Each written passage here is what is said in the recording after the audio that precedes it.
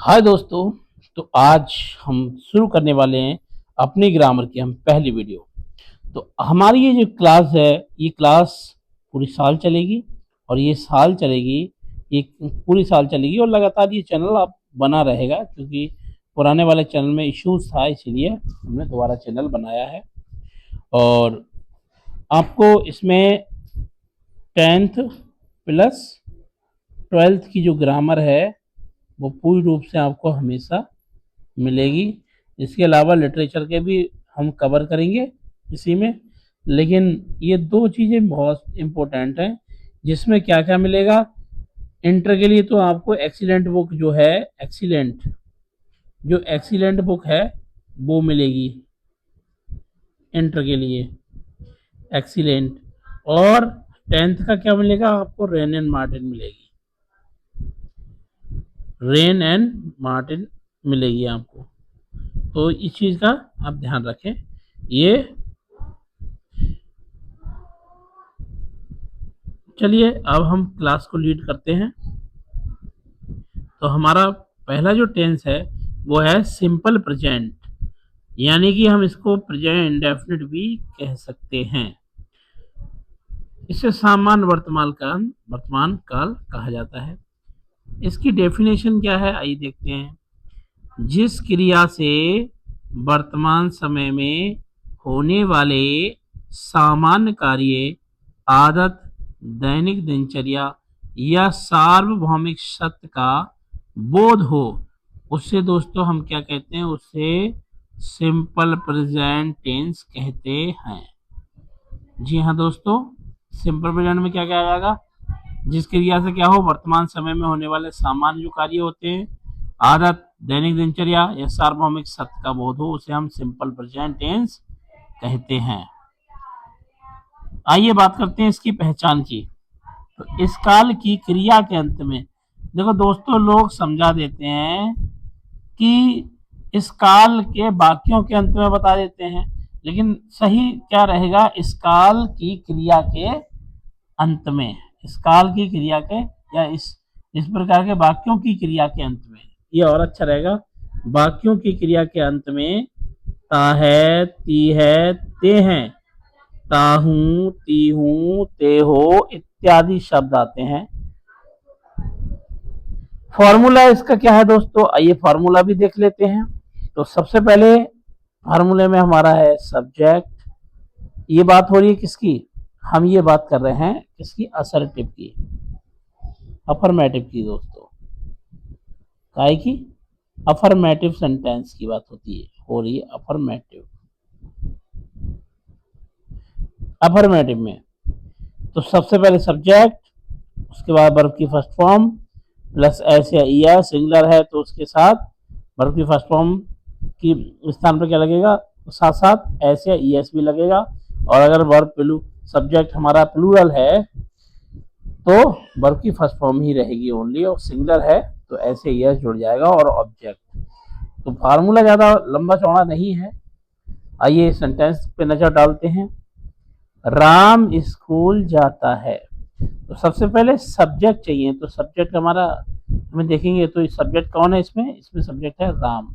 तो सबसे पहले हमने लिख दिया यहाँ पर ये राम।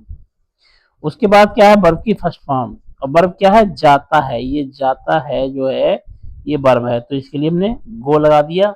और उसने कहा वर्ब अगर सब्जेक्ट सिंगुलर है तो ऐसे ईएस जुड़ेगा, तो राम सिंगुलर है हमारा, इसीलिए इसमें ईएस जुड़ गई, हो गया गोइज। कहाँ जाता है, स्कूल को जाता है, तो राम गोइज टू स्कूल। अब एक्चुअली यहाँ पर राम जो पढ़ने जा रहा है तो उसका उद्देश्य से जा रहा है, तो इसीलिए हमने गोइज के साथ टू का यूज किया गया है।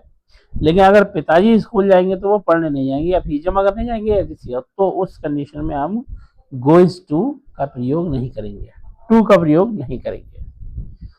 अगला देखिए, सीता खाना बनाती है, तो सब्जेक्ट कौन है, खाना कौन बनाती है दोस्तों, कहा गया खाना सीता बनाती है। कौन बनाती है, सीता खाना बनाती है, सीता खाना बनाती है, तो सब्जेक्ट लिख दिया हमने सीता। अब सीता क्या बनाती है, खाना बनाती है, हमको मिल गया ऑब्जेक्ट, तो सब्जेक्ट हमने लगा दिया। उसके बाद वर्ब चाहिए, वर्ब क्या बनाती है, तो वर्ब बनाने की क्या होती है, खाना बनाने की कुक होती है। अब ये सीता सिंगुलर है इसीलिए एस जुड़ गया, तो सीता कुक्स क्या बनाती है, खाना, खाने को कहते हैं फूड, तो सीता खाना बनाती है। आई होप दोस्तों आपको समझ में आ रहा होगा। चलिए और एग्जांपल देखते हैं। बच्चे क्रिकेट खेलते हैं, तो क्रिकेट कौन खेलते हैं, बच्चे, तो हमने लगा लिया सब्जेक्ट कौन, द चिल्ड्रन, सॉरी चिल्ड्रन, तो चिल्ड्रन क्या करते हैं, खेलते हैं, तो चिल्ड्रन प्लूरल है, प्लूरल के साथ वर्ब कैसी आएगी, सिंगुलर, तो खेलने की क्या होती है, प्ले, तो हमने प्ले लगा दिया। उसके बाद क्या है, क्रिकेट, ये क्या खेलते हैं बच्चे, क्रिकेट खेलते हैं, क्रिकेट की हमने अंग्रेजी लगा दी, तो बन गया चिल्ड्रन प्ले क्रिकेट। अच्छा एक्चुअली क्रिकेट के साथ में द क्रिकेट नहीं होता है दोस्तों, क्योंकि क्रिकेट क्या है, एक प्ले है, और प्ले के नाम के आगे हम द का प्रयोग नहीं करते हैं। हाँ कुछ गेम ऐसे हैं जिनके साथ द लगता है, जैसे बाइलार्ड है, तो बाइलार्ड में द बाइलार्ड कर सकते हैं हम, ठीक है, तो ये कुछ है खेल यहाँ लगता है, बाकी नहीं लगता। आगे देखिए, मैं रोज पढ़ाई करता हूँ, तो यहाँ पर सब्जेक्ट को, मैं रोज पढ़ाई करता हूँ, रोज पढ़ाई कौन करता है भैया, मैं करता हूँ, जब मैं करता हूँ तो ये हमारा सब्जेक्ट आ गया आई। अब मैं पढ़ाई करता हूँ तो पूरी वर्ब हमारी बन जाएगी पढ़ाई करता हूँ, और पढ़ाई करने को कहते हैं स्टडी, तो मैं, अब प्रेजेंट टेंस में मैं जो होता है वो सिंगुलर वर्ब, सिंगुलर सब्जेक्ट माना जाता है, सॉरी प्लूरल सब्जेक्ट माना जाता है, तो ये आई जो है ये क्या हुआ, प्लूरल सब्जेक्ट है, और प्लूरल के साथ वर्ब भी कैसे लगेगी, प्लूरल, तो पढ़ाई करने की क्या लगेगी, स्टडी। अगर यहाँ ही शी इट होता, सिंगुलर होता तो स्टडीज हो जाता, तो आई स्टडी, रोज पढ़ाई करता है, आई स्टडी एवरी डे, प्रतिदिन, रोज का मतलब प्रतिदिन, every day, I study every day. I hope दोस्तों आपको सिंपल सेंटेंस की बात जो हो रही थी, अफर्मेटिव सेंटेंस की बात हो रही थी, वो आपके समझ में आए होंगे। और चलिए दोस्तों अब हम आगे बात करते हैं निगेटिव सेंटेंस की। तो दोस्तों निगेटिव की बात करें तो निगेटिव सेंटेंस की बात करते हैं, इसके लिए भी फार्मूला है। तो सबसे पहले दोस्तों फार्मूला है सब्जेक्ट प्लस डू या does plus not plus verb की फर्स्ट फॉर्म प्लस ऑब्जेक्ट, ये हमारा फार्मूला है निगेटिव का। एग्जाम्पल देखते हैं दोस्तों, राम स्कूल नहीं जाता है, अब राम स्कूल नहीं जाता, भैया कौन स्कूल नहीं जाता है, बोले राम स्कूल नहीं जाता, सब्जेक्ट लगा दिया हमने राम, उसके बाद हेल्पिंग वर्ब डू या डज, सिंगुलर है तो लगा देंगे बेटा ये वाली डज, और प्लूरल है भैया तो लगा देंगे हम डू।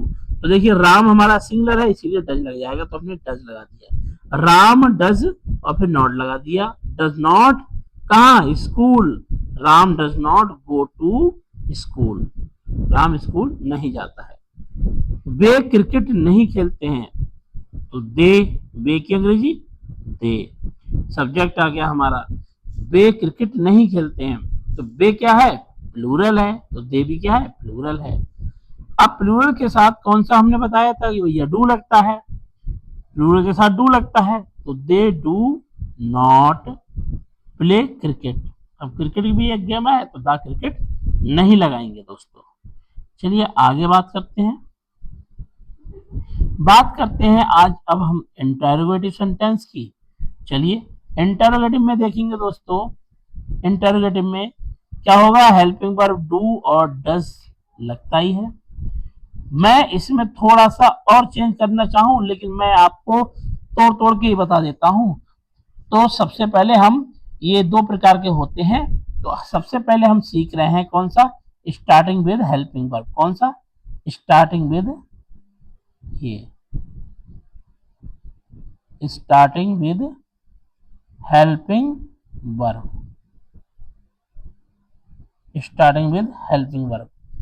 तो सबसे पहले स्टार्टिंग विद हेल्पिंग वर्ब यानी एच बी वाले आ गए हमारे पास, ये एच बी वाले, ठीक है, हेल्पिंग वर्ब वाले। चलिए तो अब हम क्या करेंगे, देखिए सबसे पहले सब हेल्पिंग वर्ब लगेगी डू या डज, और उसके बाद सब्जेक्ट प्लस वर्ब की फर्स्ट फॉर्म प्लस ऑब्जेक्ट, ये फार्मूला होता है। लेकिन भाई समस्या यहाँ पर है कि कहाँ हम कहाँ हम डू डज लगाएं और कहाँ इंट्रोगेटिव वर्ड का यूज करके फिर डू डज लगाएं, तो ये समस्या रहती है। तो मैं इसका एक ही सॉल्यूशन बता रहा हूँ। सबसे बढ़िया काम ये है कि कोई भी सेंटेंस हो तो दोस्तों उससे प्रश्न करके देख लो, अगर आंसर यस और नो में आ रहा है तो आप हेल्पिंग वर्ब लगा लो, और अगर आंसर यस और नो से नहीं आ पा रहा है, उससे काम नहीं चल पा रहा है, तो दोस्तों ऐसी कंडीशन में हमें देखना होगा क्या वास्तव में बात को बताया जा रहा है, कुछ बताया यस नो की जगह पे कुछ बताया जा रहा है, कुछ बोला जा रहा है। तो ऐसी कंडीशन में क्वेश्चन वर्ड का इस्तेमाल होगा। तो चलिए देखते हैं, क्या राम स्कूल जाता है? अगर राम वास्तव में स्कूल जाता है तो आप हमसे कह देंगे, क्या कह देंगे? यस। क्या कह देंगे दोस्तों? यस। और नहीं जाता है तो आप बोल देंगे नो भैया, नो, नहीं। अगर आप यस और नो बोलते हैं तो मैं समझ जाऊंगा कि आपका आंसर क्या है। तो क्या राम स्कूल जाता है? अगर जाता है तो यस और नहीं जाता है तो नो, तो यहाँ पर साफ साफ दिख रहा है। अब चाहे ये ऐसे हो, ये क्या को बाद में आ जाए, राम क्या स्कूल जाता है, राम स्कूल जाता है क्या, कहीं से भी आ जाए, अगर आंसर क्या आएगा यस या नो आ रहा है, तो ऐसी कंडीशन में सबसे पहले हेल्पिंग वर्ब आएगी। तो हेल्पिंग वर्ब क्या है? डज।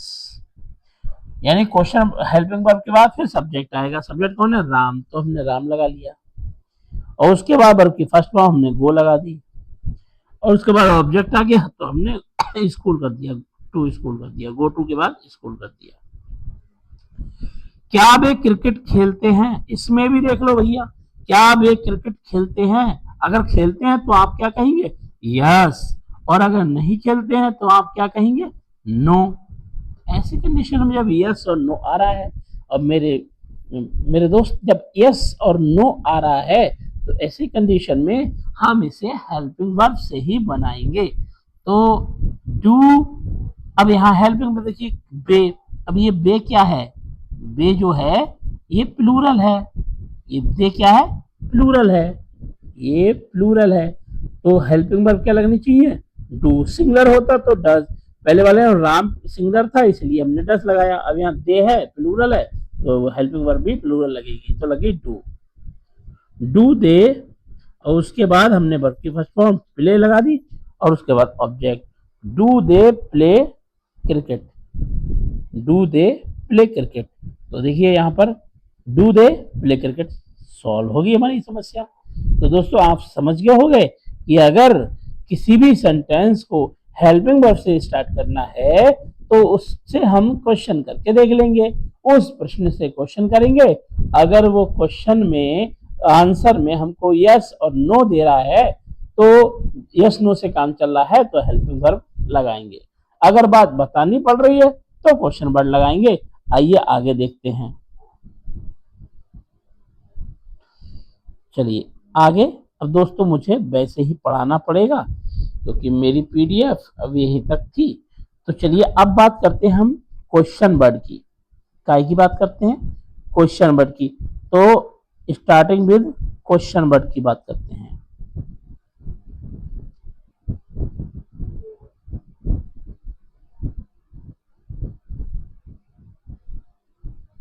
स्टार्टिंग विद, अच्छा एक मिनट एक मिनट एक मिनट एक मिनट एक मिनट, अब बात करते हैं काय से हेल्पिंग वर्ब की हो गई, अब बात हो रही है हमारी क्वेश्चन वर्ड की। दोस्तों जब क्वेश्चन वर्ड की बात हो रही है तो यहाँ पर हम समझ लेंगे कि अगर कोई भी, यहाँ पर इसका फार्मूला सबसे पहले स्ट्रक्चर बना लेंगे हम इसका, तो हमारा यह फार्मूला कह लो। तो फार्मूला हम तैयार कर लेते हैं, फार्मूला, फार्मूला। तो सबसे पहले फार्मूला में क्या आ जाएगा दोस्तों? सबसे पहले आ जाएगा question word, question word plus helping verb plus subject और प्लस, अगर नॉट है तो यहीं पर नॉट भी आ जाएगा, नॉट प्लस, नॉट के बाद वर्ब की क्या आ जाएगी? First form plus first form के बाद हमारा आ जाएगा वर्ब की first form object, object plus other word अगर दे रखा है तो प्लस क्वेश्चन मार्क। तो ये दोस्तों हमारा फार्मूला तैयार बन गया। ये फार्मूला किसका हो गया? ये फार्मूला हमारा बन गया स्टार्टिंग विद क्वेश्चन वर्ड, यानी क्वेश्चन वर्ड स्टार्टिंग वालों का, क्वेश्चन वर्ड स्टार्टिंग। ठीक, ये क्वेश्चन वर्ड स्टार्टिंग का हो गया, क्वेश्चन वर्ड स्टार्टिंग। चलिए आगे बात करते हैं। अब एग्जाम्पल की बात कर लेते हैं और ये थोड़ा यही रखते हैं हम जिससे आपको दिक्कत ना हो। अब एग्जाम्पल लेता हूं मैं, एक एग्जाम्पल लेता हूं, जैसे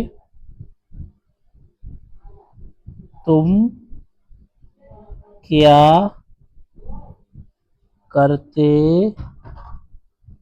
हो, तुम क्या करते हो, ये क्वेश्चन है, तुम क्या करते हो दोस्तों। अब तुम क्या करते हो तो भाई यस नो से काम चल जाएगा क्या? देखो तुम क्या करते हो, यस नो नहीं चल रहा है ना, आदमी सोचेगा पागल हो गया है क्या। तुम क्या करते हो तो बात बतानी पड़ रही है। अगर तुम क्या करते हो, अगर पढ़ाते हो तो कहोगे पढ़ाते हैं, तुम कहोगे, अगर तुमसे पूछे जाए तो तुम कहोगे पढ़ते हैं। कोई हर व्यक्ति जो काम करता है वो अपने उस काम के बारे में बताएगा। तो ऐसे ही तुम क्या करते हो, तो आइए हम भी बात कर लेते हैं कि हम क्या करते हैं। चलिए तुम क्या करते हो, तो सबसे पहले जब बात बतानी पड़ रही तो क्या की अंग्रेजी आएगी, और क्या का है, क्या का क्या है, तुम क्या करते हो। तो आइए बात है, तो व्हाट, व्हाट तुम क्या करते हो। अब यू के साथ क्या लगेगा, डू, तो हेल्पिंग वर्ब सब क्वेश्चन वर्ड, क्वेश्चन वर्ड लगा दिया। अब हेल्पिंग वर्ब ले लेंगे, तो हेल्पिंग वर्ब क्या हो रही है, डू, यू के साथ डू। तो what do you, what do you. अब हमारा सब्जेक्ट भी आ गया, और सब्जेक्ट के बाद फिर वर्ब की फर्स्ट फॉर्म करने की क्या होती है, डू।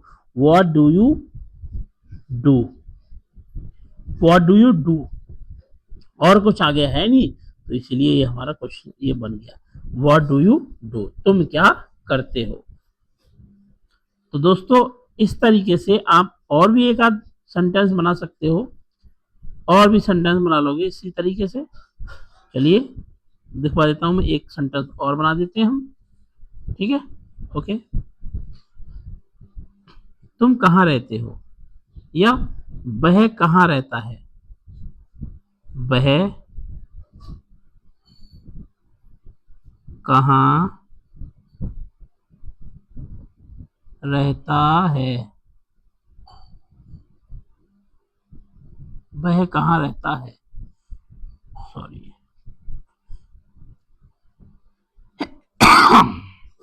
वह कहाँ रहता है। तो अब ये वह कहाँ रहता है, आइए देखते हैं इसको, वह कहाँ रहता है। चलिए बना लेते हैं इसको। तो वह कहाँ रहता है, तो बात बतानी पड़ी, वह सलामतगंज में रहता है, वह मीरगंज में रहता है, बरेली में रहता है, रामपुर में रहता है, मुरादाबाद में रहता है, कहाँ रहता है वो बात बतानी पड़ रही है। जब बतानी पड़ रही है तो आपको क्या लगाना है, सबसे पहले क्वेश्चन वर्ड। तो क्वेश्चन वर्ड हमारा क्या है, कहाँ, तो सबसे पहले लगा लेंगे क्वेश्चन वर्ड वेयर। अब कहाँ रहता है वह, तो वह के साथ डू या डज, तो क्या आएगा, सिंगुलर है वह तो डज आएगा। तो वेयर